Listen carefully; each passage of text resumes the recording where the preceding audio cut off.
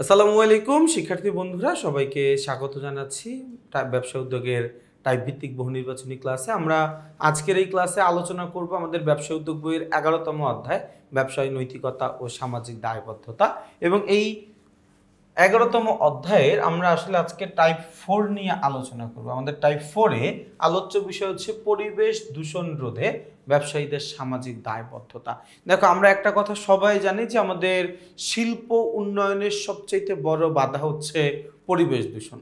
And এই পরিবেশ দূষিতটা যেন না হয়, আমাদের শিল্প প্রতিষ্ঠানের যেন উন্নয়ন ঘটে, এই জন্য আমাদের ব্যবসায়ীদেরকে বেশ কিছু দায়িত্ব পালন করতে হয়। সেই দায়িত্বগুলো নিয়েই এই টপিকটা সাজানো। আমরা আমাদের এই টাইপ 4-এ আলোচনা করব 83 থেকে 95 নাম্বার বহু নির্বাচনী প্রশ্নগুলো।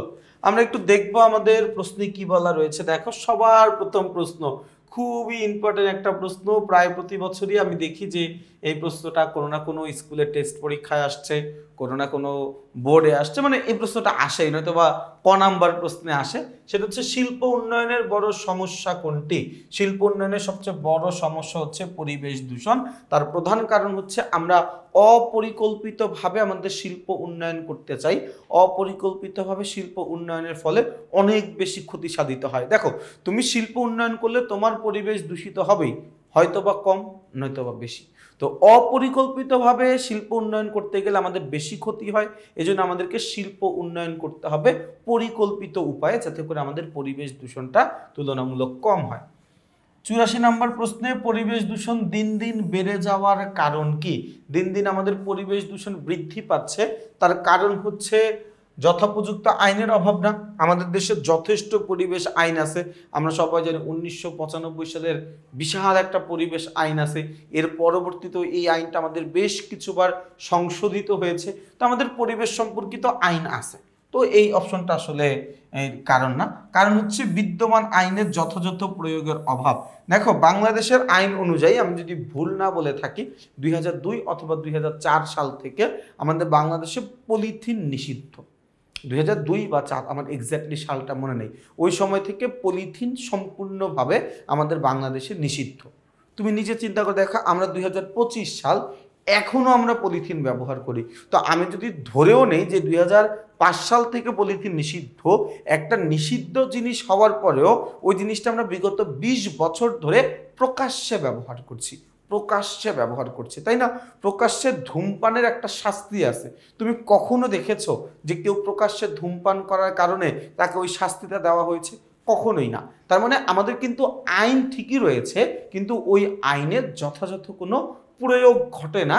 এই কারণে কিন্তু আমাদের পরিবেশ দূষণটা দিনে দিনে বৃদ্ধি পাচ্ছে। এরপরে জনগণের অসচেতনতা। আমরা জনগণ যারা রয়েছে আমরা খুবই অসচেতন, আমরা খুবই উচ্ছৃঙ্খল জাতি একটা।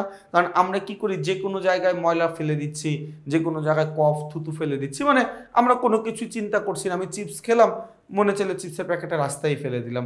আমি টিস্যু দিয়ে মুখ পরিষ্কার করলাম, ওটা রাস্তার মধ্যেই ফেলে দিলাম। মানে আমরা নিজেরাই আসলে সচেতন না, তাই না? তো এই দুইটা কারণে মূলত আমাদের পরিবেশ দূষণটা দিন দিন বৃদ্ধি পায়। 2 ও 3 কোথায় আছে? গ নাম্বারে। তাহলে আমাদের উত্তর হচ্ছে গ। চলে যাব প্রশ্ন নাম্বার 85 নম্বর প্রশ্নে কি বলা আছে? বলা আছে কারখানার মেশিন ও জেনারেটরের বিকট আওয়াজ কোনটি দূষিত করে? দেখো, শব্দ, এই কি কারখানার মেশিন ও বিকট আওয়াজ, তাই না? জেনারেটরের বিকট আওয়াজ, তাহলে এই শব্দের ফলে কিন্তু শব্দ দূষিত হয়। তাহলে উত্তর কি হবে? উত্তর হচ্ছে শব্দ। দেখো, শব্দের ফলে শব্দ দূষিত হয়, বাতাসের ফলে বায়ু দূষিত হয়, পানির ফলে, নোংরা পানির ফলে বা কেমিক্যালের দ্বারা পানি দূষিত হয়, ময়লা আবর্জনা ফেলার কারণে মাটি দূষিত হয়।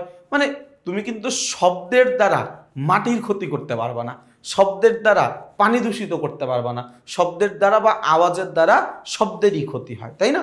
আচ্ছা, এরপরে দেখো, একটি কারখানা যদি প্রতিষ্ঠানের ময়লা খোলা জায়গায় ফেলে এবং তার কারখানা থেকে যদি কালো ধোঁয়া বের হয়, এটি কি দূষিত করে? দেখো, সে কি করতেছে? ময়লাটা খোলা জায়গায় ফেলতেছে।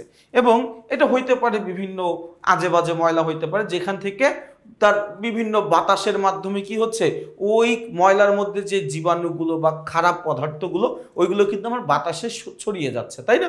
এর পাশাপাশি তার কারখানার যে কালো ধোঁয়া আছে সেটাও কিন্তু বাতাসের সাথে মিশে যাচ্ছে। তো বাতাসটা দূষিত করাকে আমরা মূলত বলি বায়ু দূষণ। বাতাস দূষিত করাকে আমরা মূলত কি বলি? আমরা মূলত বলি হচ্ছে বায়ু দূষণ। ওকে, 87 নম্বর প্রশ্ন বলেছে বাংলাদেশে পরিবেশ দূষণ বেড়ে যাওয়ার কারণ কি? বাংলাদেশে পরিবেশ দূষণ বেড়ে যাওয়ার সবচেয়ে বড় দূষণ হচ্ছে জনগণের অসচেতনতা। দেখো, আইন না থাকা এটা হইতে পারে না। আমাদের 1995 সালের পরিবেশ আইন আছে, 1995 সালের কি আছে? পরিবেশ আইন আছে। অপর্যাপ্ত ভূমি বাংলাদেশে অলমোস্ট 17% বনভূমি আছে। অ্যাকচুয়ালি থাকা দরকার ছিল 25%, বাট দুর্ভাগ্যবশত আমাদের আছে কত? আছে হচ্ছে 17%।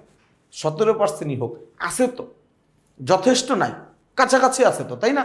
জলবায়ুর পরিবর্তনের ফলে কখনোই বায়ু দূষিত হয় না। জলবায়ু পরিবর্তনটা এটা একটা আশীর্বাদ বলতে পারে। এখন ওই জলবায়ু পরিবর্তন, ক্লাইমেট চেঞ্জের কথা বলতেছি না আমি। এই যে মনে করো শীত থেকে গরম আসে, গরম থেকে বর্ষাকাল, বর্ষাকাল থেকে আবার শীতকাল, এই জিনিসটা ভালো।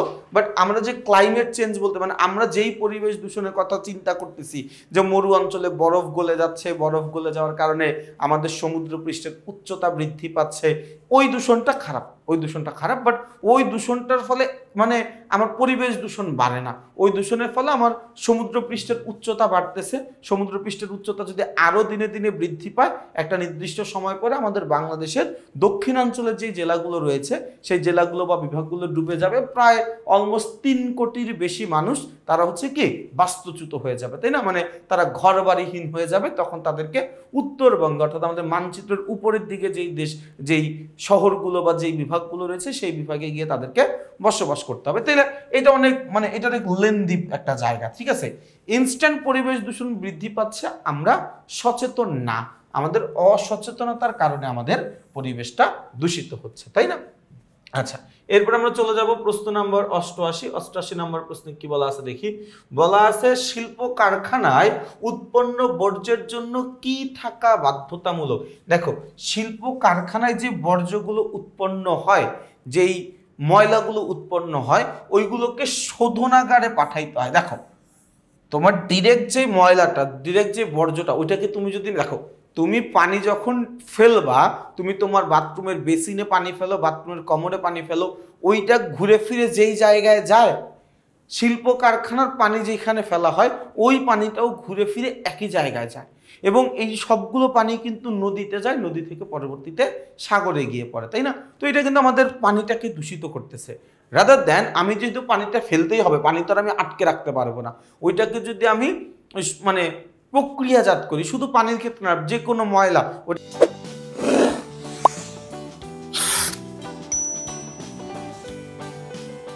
এটাকে যদি আমি প্রসেস করে ফেলি, তাহলে ওটার ক্ষতিকর অংশটা কিন্তু আমরা আলাদা করে আলাদা ফেলতে পারি। ভালো অংশটুকু পরিবেশের সাথে মিশলেও তেমন কোনো ক্ষতি নেই। দেখো, আমাদের সায়েদাবাদের সবচাইতে বড়, বাংলাদেশের সবচাইতে বড় পানি শোধনাগার আছে। ওইখানে কি করা হয়, আমাদের ব্যবহৃত পানিগুলোকে প্রক্রিয়াজাত করে রিইউজের জন্য আবার উপযোগী করা হয়। আমরা যেন ওই পানিগুলো পুনরায় ব্যবহার করতে পারি সে ব্যবস্থা করা হয়। তো পুনরায় ব্যবহার করা তো খারাপ না, কিন্তু ব্যবহার করার উপযোগী রাখতে হবে। রাখার জন্য ওই বর্জ্যগুলোকে কি করা দরকার, সবার আগে শোধনাগারে পাঠানো দরকার, তাই না? আচ্ছা, 89তে বলেছে পরিবেশ দূষণের কারণে কোনটি মারাত্মক হুমকির সম্মুখীন। পরিবেশ দূষণ বৃদ্ধি পাওয়ার কারণে আমাদের জীববৈচিত্র্য মারাত্মকভাবে কিন্তু হুমকির সম্মুখীন। দেখো, আগে আমাদের বাংলাদেশের যত পাখি ছিল, এখন পাখির পরিমাণ একদমই নাই। মানে তুমি এখন পাখি দেখতেই পাবে না, খুব কম পাখি দেখা যায় একদমই। আমি লাস্ট কবে দোয়েল পাখি দেখেছি আমার মনে নেই, কারণ দেখা যায় না এখন পাখি। চড়ুই পাখি 2-1টা দেখা যায়, কিন্তু আমি যখন ছোট ছিলাম আমার এখনো মনে আছে অনেক চড়ুই পাখি আমি দেখতাম, কিচিরমিচির করতো। এখন কিন্তু এগুলো পাওয়া যায় না। আগে আমাদের সুন্দরবনে যত বেশি বাঘ ছিল, এখন কিন্তু বাঘের সংখ্যা অনেক কমে গেছে। আগে আমাদের নদীতে যত বেশি মাছ পাওয়া যেত। দেখো, আমাদের বাংলাদেশে এই যে মৎস্য প্রজনন কেন্দ্র হিসাবে, প্রাকৃতিক মৎস্য প্রজনন কেন্দ্র হিসেবে হালদা নামের একটা নদী আছে, ওই নদীটা সবচাইতে বেশি গুরুত্বপূর্ণ ভূমিকা পালন করে। ওইখানে মাছ সবচেয়ে বেশি বাচ্চা দেয়, বা কার্প জাতীয় মাছ যেগুলো রয়েছে সেইগুলো ওইখানে বেশি উৎপাদন করা হয়, বা ওইখানে প্রাকৃতিকভাবে তৈরি হয়। ওইখানেও কিন্তু প্রজননের হার কমে গেছে। তার প্রধান কারণ কি? প্রধান কারণ হচ্ছে আমরা পরিবেশ দূষণ করছি, এবং পরিবেশ দূষণ সরাসরি জীববৈচিত্র্যের উপরে প্রভাব ফেলে। এটা কিন্তু আমাদের উপরেও প্রভাব ফেলছে। তোমরা দেখবা যে আমাদের দাদা দাদি বা তার থেকে গুরুজন যারা ছিল, তারা যতটুকু শক্তি সামর্থ্যওয়ালা মানুষ ছিল, আমরা কিন্তু তার তুলনায় অনেক বেশি দুর্বল মানুষ। তারা যত বেশি লম্বা চূড়া ছিল, আমরা কিন্তু তার চাইতে অনেক খাটো টাইপের মানুষ, বা তাদের যে লাইফস্টাইল ছিল আমাদের লাইফস্টাইলের মধ্যে আকাশ পাতাল তফাৎ, তাই না? তো এটার কারণ কি? আমরাও তো জীব। আমরা কিন্তু এই পরিবেশ দূষণের ফলে পরোক্ষভাবে আমাদের নিজেদেরই কিন্তু ক্ষতিটা করছি, তাই না? আচ্ছা, এরপরে আমরা চলে যাব হচ্ছে আমাদের প্রশ্ন নাম্বার 90 নম্বর প্রশ্নে বলেছে পরিবেশ দূষণ থেকে রক্ষা পেতে প্রয়োজন। আমরা যদি পরিবেশ দূষণ থেকে নিজেদেরকে রক্ষা করতে চাই, তাহলে আমাদেরকে আসলে মূলত কি করা দরকার? দেখো, আমাদের সবার প্রথম হচ্ছে গণসচেতনতা তৈরি করতে হবে। তার প্রধান কারণ হচ্ছে আমরা নিজেরা কি অসচেতন। আমাদের অসচেতনতার কারণে আমাদের পরিবেশ দূষণটা সবচাইতে বেশি বৃদ্ধি পাচ্ছে, তাই না? এরপর হচ্ছে আইন আছে, আইনের প্রয়োগ নাই, এটা থাকা যাবে না। আমাদের আইনটার অ্যাপ্লিকেশন থাকতে হবে, আইনটার প্রয়োগ থাকতে হবে, তাই না? এরপর হচ্ছে বর্জ্য ব্যবস্থাপনা। দেখো, বর্জ্য তৈরি হবেই, মানে বর্জ্য তৈরি হবে না এটা তো সম্ভব না। ময়লা তৈরি হবে, বর্জ্য তৈরি হবে, কিন্তু এটাকে ব্যবস্থাপনা করতে হবে। ময়লাটাকে তুমি রাস্তার পাশে 10 দিন ফেলে রাখলা, আর ময়লাটাকে তুমি সুষ্ঠুভাবে প্রক্রিয়াজাতকরণ করে একটা নির্দিষ্ট জায়গায় ফেললা, দুইটার মধ্যে কিন্তু অনেক তফাৎ আছে, তাই না? তাহলে উত্তরটা কি হবে ভাইয়া? উত্তর হচ্ছে 1, 2 এবং 3। ওকে, এর পরের প্রশ্নটায় আমরা চলে যাব। এর পরের প্রশ্ন আমরা দেখি কি বলা আছে। আচ্ছা, 1, 2, 3। এরপরে দেখো আমাদেরকে 91 নম্বর প্রশ্নে কি বলছে। আমাদেরকে 91 নম্বর প্রশ্নে আমাদেরকে বলছে 91 নম্বর প্রশ্ন আমাদেরকে বলছে অনিয়ন্ত্রিত শিল্প উন্নয়নের ফলাফল হলো। অনিয়ন্ত্রিত শিল্প উন্নয়নের ফলাফলটা কি? অনিয়ন্ত্রিত শিল্প উন্নয়নের ফলাফল আমাদের জীববৈচিত্র্য ধ্বংস হয়, আমাদের স্বাস্থ্যহানি ঘটে, আমাদের সামাজিক যে মূল্যবোধ রয়েছে সেই মূল্যবোধের অবক্ষয় হয়। তার কারণ একজন মূল্যবোধ সম্পন্ন মানুষ তিনি কখনোই এমনভাবে ব্যবসায় পরিচালনা করবেন না যেইভাবে ব্যবসায় পরিচালনা করার ফলে তার ব্যবসায় মুনাফা অর্জন হবে কিন্তু সমাজের ক্ষতি হবে। এইভাবে তিনি কখনোই কি করবেন না, কোনো ব্যবসায় পরিচালনা করবেন না, তাই না?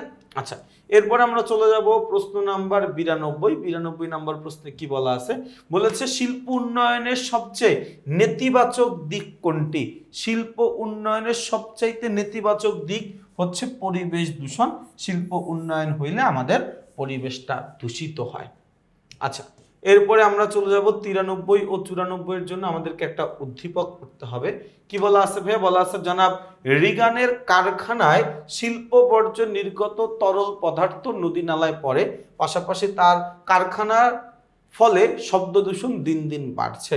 আচ্ছা, 93তে বলেছে জনাব রিগানের কারখানার তরল পদার্থ কি দূষিত করছে? তরল পদার্থ পানিতে গিয়ে পড়তেছে, পানিতে গিয়ে পড়লে আমাদের পানি দূষিত হচ্ছে। এই পানিতে গিয়ে পড়লে কি হচ্ছে? পানি দূষিত হচ্ছে, তাই না? আচ্ছা, জনাব রিগানের কারখানার শব্দ দূষণের কারণ হলো, একটা কারখানায় শব্দ দূষিত হয় কিসের কারণে? মেশিনের শব্দের কারণে, জেনারেটরের শব্দের কারণে, বা একটা টিউবওয়েলের কতটুকুই বা শব্দ হয়। টিউবওয়েলের শব্দ কিন্তু আসলে আমাদের পরিবেশ দূষিত করে না, তাই না? তো ওইটা আসলে এখানে আসে না। আমাদের আসবে কি 1 এবং 3। 1 এবং 3 কোথায় আছে? 1 ও 3 আছে খ নাম্বারে। তাহলে আমাদের উত্তরটা হচ্ছে খ। এরপরে দেখি আমরা এর পরের প্রশ্নটায় চলে যাব। হ্যাঁ, এর পরের প্রশ্নটা আমরা চলে যাব হচ্ছে প্রশ্ন নাম্বার 95। 95 নম্বর প্রশ্নে কি বলা আছে? 95 নম্বর প্রশ্নে বলা আছে ব্যবসায়ের স্থায়িত্ব টিকিয়ে রাখতে প্রয়োজন। ব্যবসায়ের স্থায়িত্ব টিকিয়ে রাখতে প্রয়োজন হচ্ছে সঠিক মূল্যে পণ্য সরবরাহ করা। এই ব্যবসায়ের যে আমাদের এটাকে কি বল, ব্যবসায়ের যে স্থায়িত্ব আছে ওটাকে যদি আমরা টিকায় রাখতে চাই তাহলে আমাকে সঠিক মূল্যে পণ্য সরবরাহ করতে হবে, পরিবেশের ভারসাম্য ঠিক রেখে ব্যবসায় পরিচালনা করতে হবে। তাহলে উত্তর কি? উত্তর হচ্ছে 1 ও 3, তাই না? তো তাহলে দেখো ভাইয়া আমরা দেখতে দেখতে কিন্তু আমাদের ব্যবসায় উদ্যোগের পুরো বইটা আলোচনা করে ফেলেছি, তাই না? পুরো বইটা আলোচনা করেই যে আমরা 11তম অধ্যায় এটাও কিন্তু আমরা আলোচনা করে ফেললাম। ভাইয়া আমাদের এই বইতে শুধুমাত্র তুমি এমসিকিউ পড়তেই পারবা ব্যাপারটা এরকম না, তুমি কিন্তু এমসিকিউ পরীক্ষাও দিতে পারবা। এই যে প্রতিটা অধ্যায় শেষে আমরা যে একটা কিউআর কোড রেখেছি, প্রতিটা অধ্যায় শেষে তুমি এরকম একটা কিউআর কোড পাবা। এই কিউআর কোডটা স্ক্যান করলেই কিন্তু তোমার সামনে কি চলে আসবে, তোমার সামনে কিন্তু একটা প্রশ্ন চলে আসবে, মানে কিছু প্রশ্ন চলে আসবে যেগুলো দিয়ে তুমি পরীক্ষা দেওয়ার মাধ্যমে তোমার নিজেকে তুমি যাচাই করতে পারবা। এটা স্ক্যান করে লাভ নাই, এই কিউআর কোডটা স্ক্যান করে লাভ নাই, কারণ কি এটা একটা নকল কিউআর, এটা একটা নকল কিউআর।